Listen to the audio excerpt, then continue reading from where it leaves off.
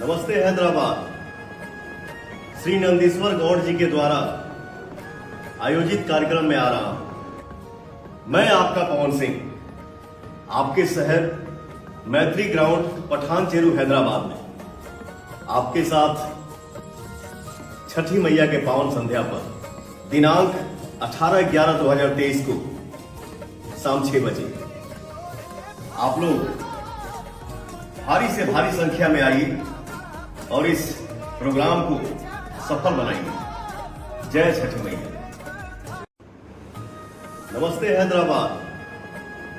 श्री नंदीश्वर गौड़ जी के द्वारा आयोजित कार्यक्रम में आ रहा हूं।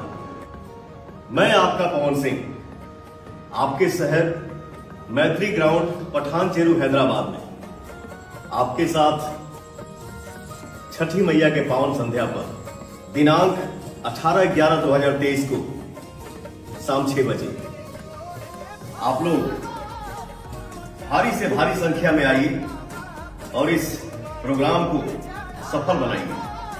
जय छठी मैया।